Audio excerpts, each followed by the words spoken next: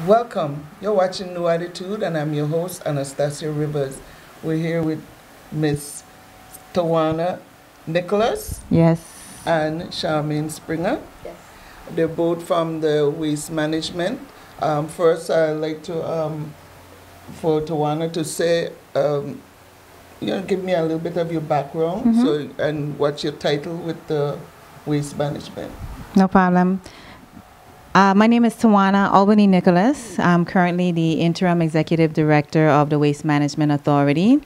I started with Waste Management back in 2012 in the engineering division. My interim executive director position just started this year at the end of February.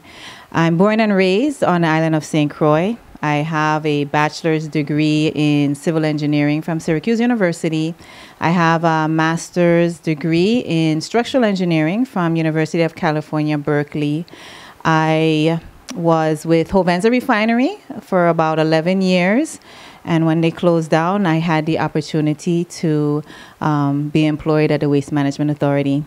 I'm very happy to be here with you. And I'm very proud of you, Tuwana. This is my bowling partner. Yes. But I'm so impressed, one of our own, and what she's capable of doing and her record. So she didn't just get that job because of who she know, is what she know. Yes. So congratulations. Thank you. Thank you. Miss Springer? Hi, my name is Miss Charmin Springer. I am the acting communications manager with the VI Waste Management Authority. I've been on board with the Preserving Paradise team for 14 years now. I started in the environmental industry. It's been almost 20 years. Oh, I didn't know that. It doesn't look like it'll add up. Yeah, so it's been a beautiful experience. I love what I do. I've been in different divisions and area of this industry. It's a very interesting and challenging industry, but no matter how tough it gets, I really enjoy what I do. Great. No, the reason why I have them here is because we're coming close to the hurricane season, and I want to get some input from Tuwana and Charmin about giving some suggestions and recommendation on how to prepare for the hurricane and how to manage your waste. And that's where waste management is all about. And I'll just let you give you a little input about that. For the hurricane prep, the authority wants to focus on 2 tips. One is clearing your homes and yards of any debris. These debris can become airborne in the event we have a hurricane or even a tropical storm. And 2, removing any loose or low-hanging tree branches. Those branches, again, just from those high winds, can become loose. And then it becomes airborne. It can damage other homes and property, and unfortunately can even damage livestock or human life. That's true. Those are the 2 things we really want to focus on in terms of prepping. As far as like renovations, as we recover from the hurricanes, the 2 category hurricanes that we faced, a lot of people are doing renovations. We're still doing yard cleanup. So it's important where to take those waste. We ask that residents take the waste, especially your green waste, your construction debris, to the transfer station and the landfills. The bin sites, that's in Anguilla for St. Croix, and then Bovoni for St. Thomas. Our bin sites are typically for municipal solid waste and for small construction and demolition debris. But if you're doing a major renovation or yard cleaning, you're more than welcome to take it to the transfer station. It will be separated there, and then it goes to the landfill. At no cost. At no cost. So currently, the authority does provide a free service to the territory, has been providing this free service for many years. Understand that in these hard times, in the future, there will be some tipping fees assessed to waste that come to our facilities. But at this time, it is a free service. Okay. What about oil and all those other stuff that you had mentioned that too? Definitely. As far as your used oil, that is collected currently, you can go to the PRCC, that's our Peter's Rest Service Convenience Center on St. Croix, on St. Thomas. You can go to the Bovoni landfill. Used oil, this is for residents. It's a free service up to 2 gallons per month per person. Commercial entities that that would like to dispose of their used oil need to go to a licensed hauler. I think there's 3 in the territory. I don't remember their names. VI Regulated Waste. We have Crucian Environmental and AdCon. But you know where they're located? Crucian Environmental. Oh, that's in Upper Love. Yes. That's Upper Love before the agriculture heading east. Yes, yes. I know that one. Yes. I don't know where the others are. Container Port is VI Regulated Waste. And where's AdCon? I'm not sure where AdCon is, but besides the newspaper, we do have, you can contact our Compliance and Enforcement Director, Nadine Nur Hassan, 340-712-4962, and she would be able to give you that information. Okay. So that's used oil. We do, also at our Peters Rest Convenience Center, we collect aluminum cans, small amounts of green waste. The large amounts, again, is to the transfer station. We also collect e-waste. Currently, we're in our temporary post-hurricane location.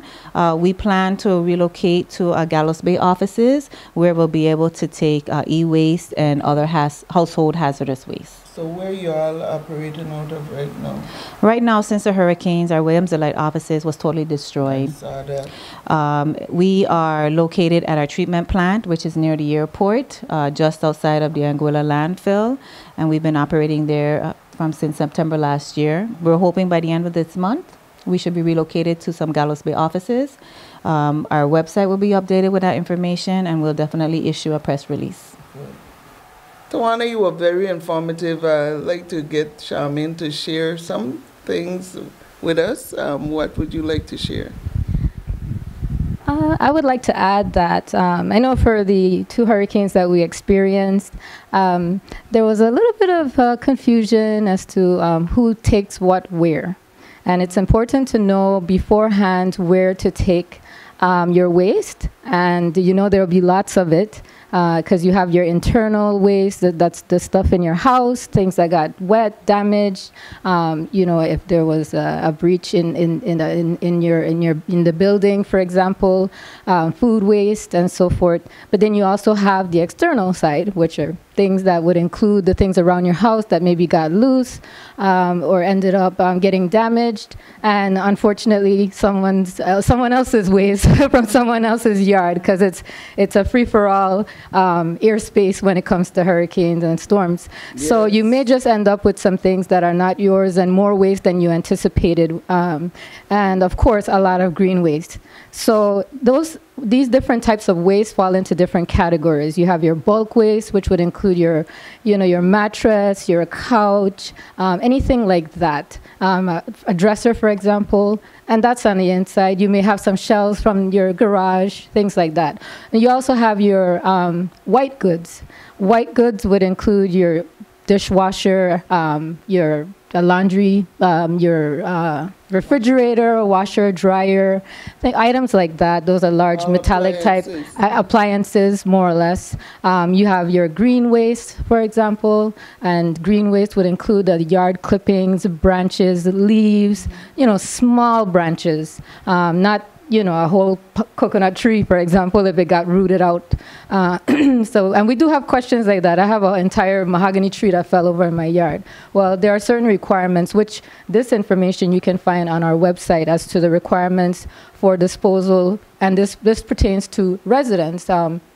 With much of the services that the VI Waste Management Authority provides is divided into residential and commercial. With commercial, there are some fees associated with certain items, for instance, electronic waste, and then permitting and other fees that would be incorporated with services on the commercial side. Residential, pretty much free. Just about everything is free. You mentioned about the coconut tree. What if I cut them up? That's what you see on our website, how to deviate up. Cut it up, then we could dump it in the... Yes. Okay. Yes. All right, galvanized metal, certain things, there are requirements for cutting them up in a certain size. so that it can be manageably disposed of properly at our facilities. And usually during a hurricane, the regular hours that we have, which you can find on our website, sometimes change. And that is also for commercial as well as residential. We, of course, provide additional bin sites for household waste. And we basically give the instruction all the way through what you can take, what new sites we have, what's acceptable and what's not. So that is very, very important. Well, I noticed you all have, during the parade, I've noticed that Waste Management had some dump trucks. You all have dump trucks still in operation? I saw one with them, like, I think not this parade, some other parade before, and they were going down behind the parade and cleaning up, so. On St. Croix, we have one rear loader. St. Thomas, our rear loader is not operational at this time, but we are trying to identify some grant funding so that we could purchase new equipment. Besides the rear loader, what you call, the dump trucks for municipal solid waste, we want to get some roll-off trucks as well. There's several amounts of equipment. It's an initiative that we're having just to become a little more independent and self-sufficient so that we can provide services to the community in a better way. Okay, I want to know, I'm going to a different topic with the plastic bags. Yes. Okay, I know a lot of supermarkets are complying. They have the bags that you purchase with the business name, but they have some grocery stores that still using plastic bags and charging you for it. So I want to know, is Waste Management in charge of overseeing that and enforcing it? So as the plastic bag ban has become law, an environmental law, Waste Management enforcement is responsible to making sure that people abide by those environmental laws. Grocery stores that are selling the bags, those bags are heavy-duty bags, and they are intended to be reusable. Oh, so those plastic bags are in compliance? Yes. So, okay. Of course, there may be some small grocery stores that are still not compliant, that we will have to enforce those regulations. But like the Kmart heavy-duty white bag, that for that 10 cents, you're supposed to bring and use that again.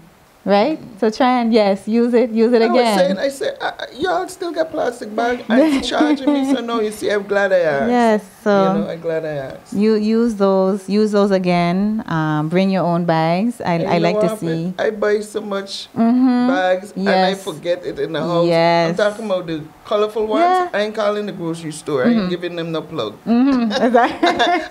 I buy the bags and I keep forgetting them inside and I have to end up buying more. I have so much bag. I know. I have to, what I try to do is, as soon as I'm finished unpacking the groceries, put it back in the car. But I shop less. I buy less grocery because I don't want to be. Know. Well, sometimes I'm looking for a box. Like, they ain't got an empty box I could put some groceries in.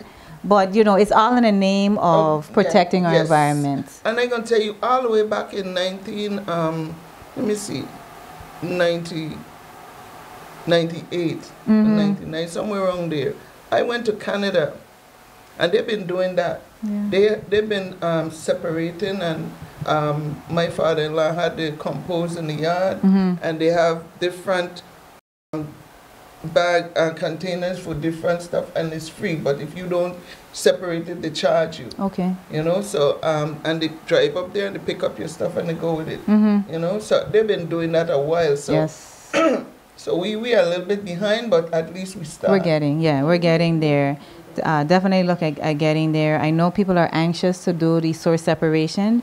There's a bill that has been placed to the legislature that we'll be looking at and identifying ways that we can do some source separation. We already do the aluminum cans at Peter's Rest Convenience Center. Just to make sure they know exactly where that is. That's the one by the gas station, before the gas station. Yes. So that is the one where back in the days, it used to be a regular bin site. And so we've closed that area off. We built a convenience center to accept appliances, e-waste, and separate. So we have compactors, and then we have a separate bin for green waste. So it's at that corner in Peter's Rest, right after like the FedEx, right after Coca-Cola, Majorettes, when you come down, and then you make that sharp left to turn east, and then you have Gateway gas station. What is it? Cool Out Bar. Why are you advertising everybody? Eh? Yeah. So you know how we do the record. Oh gosh, become a Preserving Paradise team member. You know what? We have to get these street signs and all these signs up so you could say Route 70. Yes, where? Yeah. I'm just kidding. Though, you know, all is one. So I want to know what project you have Coming up. Yes. What do you have that put us up there with all the rest of the world? Yes.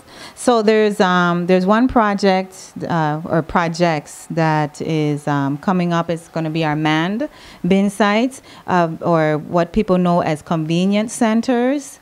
This is where the existing bin sites that you've seen throughout the territory are going to become paved.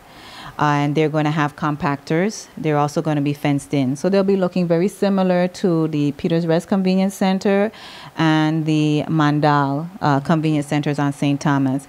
May not be as elaborate. Everyone has heard me calling them, that's a Taj Mahal, or without endorsing name brands, the Lexuses or Infinities or Range Rovers of vehicles.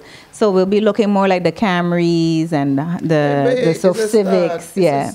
So, but definitely an upgrade, manned, so that unfortunately some of our bin sites do get overflowing with waste. So with them being manned, we won't have any of those garbages on the floor or piles, haphazardly. You'll have attendants to help keep the area clean, help to direct you where to go. So that will be territory-wide. St. Thomas, St. John, St. Croix. What about the Montbijou site? That is going to be one of them, but we want to convert to a manned bin site. Something else that's not so much of a project, but we really are having difficulties with our waste tires. Yes. Tell me about it. And the mosquitoes. Oh boy, yeah. So you are not allowed to take tires to the landfill. You are not allowed to take tires to the bin sites. And you're definitely not allowed to throw the tires in the guts. Well, that is all illegal dumping. You could use the tires as a planter. You can. I saved some right now. I got some tires, and what I do is I pour some holes through it, and so that the water could run out. Wonderful. And then I'm going to put some dirt and plant. I'm going to put some flowers, and I got one I'm starting a parent and teen workshop where the kids going to do gardening and whatnot, and they're going to plant some, herbs and whatnot. Collard greens, lemongrass. So I have a couple of the tires there that each child going to have their own little garden in the tires. So that's something you could do. Even if you at home with your kids, you could do that too at home, and use the tires for that. Some people I see cut the tires and do little designs and paint it. It looks so pretty. Right. So reusing, that's wonderful. That's part of our 4 R's. But if you choose not to use it in that fashion, you would need to take it to a retailer, or when you bring your vehicle and you when you replace your tire, and you don't plan to reuse it, you do have to pay that extra fee now. But our tire legislation, we want it to be that the tire distributors and sellers keep the tire. Too many times we have businesses have it wrapped. Yes, so they bale it and they ship it off. And so those businesses are compliant. Unfortunately, we find that we have some businesses in the territory and individuals that choose to dump the tires at our bin sites, and that's illegal dumping. It's affecting everyone. So currently, as part of our consent decree, monthly we do spray the landfills because we have tires that have been illegally placed either at our landfills or our bin sites. With the tire legislation that we resubmitted this would allow all of the manufacturers to keep it. It's very difficult for us to enforce because the businesses say, well, 100 of them kept their tires. We really don't want people to be allowed to keep their tires just because they end up illegally at our bin sites. So that's an initiative we're going to want to push forward to hope that it becomes law. That's a big one for us. Yeah, that'd be good. That'd be good. Well, you want to add anything else? Because I think you covered a good bit, but maybe I don't know something that, that you would like to add. I see you have some. We have some flyers, just some flyers, and we'll leave you with the extras. These are flyers that Charmin created, beautiful flyers actually, for the Ag Fair. We talked a lot about solid waste, and Charmin, I don't know if you wanted to touch on, let's touch on how fogs and maybe what not to flush, just to educate everyone on the wastewater side, because Waste Management Authority does both solid waste and wastewater management. Yes, we do. We do provide or manage all of the solid waste and wastewater territory-wide. And trust me, it's a lot of solid waste and a lot of wastewater. Each household uses a tremendous amount of water for just daily activities, brushing, showering, flushing, especially flushing. And of course, for trash, we have snacks, we have packaging, we have a simple cell phone that comes in a box, that's in a box, that's in a box with a wrapper and a twist tie and some tape. So there are lots of things. So one shouldn't flush.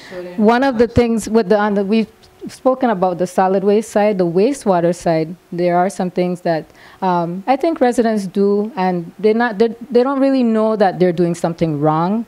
And that happens often in the restroom, but it happens in other areas too. And it includes flushing items that should not be flushed down the drain, whether it be your kitchen drain or whether it be any other drain, including storm drains.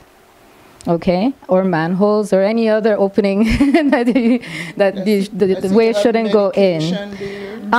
Some of the things that you should not flush down the drain would include medications. And we had a visitor at our table for the Ag Fair, and the lady was standing there looking at the poster, because these were also posters on our display, and she was shaking her head. She's like, medication? She's like, stateside, this is the norm. All my life, this is what we do. You flush the excess down the drain, because where else are you going to throw it? And so it's the norm. She never thought that there was anything wrong with that until she read it that day. So we explained that it's, these are chemicals that end up in the system, because everything that goes down the drain ends up at our wastewater treatment plants. And the things that should not go down the drain end up negatively impacting the system via the pipes, via pump stations, and via our wastewater treatment plant. And it can affect you as a homeowner. If you've ever had a backup, and I know many of you in the viewing audience have, how costly and inconvenient it is to have a backup in your home, because you have hair in the drain, or because you flushed, your child flushed a toy, or wipes. Now we have cleaning wipes outside of baby wipes and personal wipes, and those are used often. Now it's a convenience thing. It's a big old container, and you just keep pulling Clorox wipes or other brands, and you're wiping down everything, and you toss it in the trash, or you flush it. It should not flush. It actually negatively impacts the system. What happens, and now we're going to talk about, even if you have a septic, it can affect your system, and that's what leads to backups. When these things are clogged, they'll get caught in the pipe along with grease, and that's what we're going to talk about next. The fats, oils, and greases. Usually you hear fog, F-O-G.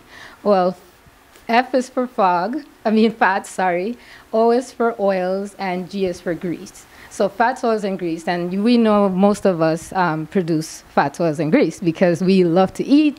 We have a culture where we have fried pate, fried Johnny cake, fried chicken, fried parrot fish or pot fish. We have all kind of fried. And then we fry before we stew. And so we have things that we season in the pot. So there's oil there. We fry eggs. So we have a lot of, and part of, just culturally, we have a lot of our cuisine that's fried. So we use a lot of oil. And most residents don't really know what to do with that oil. I've done presentations in schools, and I'll do the fats, oils, and grease and demonstrate to the students. And the children, so I was like, what does your family do with your used oil? My mother does throw it down the drain. Or my mother does throw it in the backyard. Or you hear interesting things like, my father puts it in the dog food bowl. Or they use it to kill ants in the ant's nest. Well, so there are different reasons, different uses. Well, I'm glad that you said that you did the school presentation, because then I could invite you to do a presentation. Absolutely, for the parent and teen workshop. And when you mentioned the tires, I was here thinking we just did a project with pallets. Just reuse and upcycle. That's part of our curriculum. We have an environmental educator that goes out to schools, not just schools, clubs, groups, organizations. It could be a church. We come out and do presentations. Well, I want to thank you both for coming. I know you tell me I do this for you, Miss Rivers, and I love you for it. Thank you. Thank you. I'm so proud of you, both of you. Thank you. To the bowling alley, you were there and you bowling just, I didn't know until when I went to the business after hour last year, and when they introduced you and said what you, I said, oh my girl, and you're so humble with it, That's good. Yes. So it's good. It's really nice to have our young people doing great things, and I commend whoever hire you and put you up there to do what you do. And again, thank you again for coming. Thank you for having us. Thank you. Our pleasure. All right.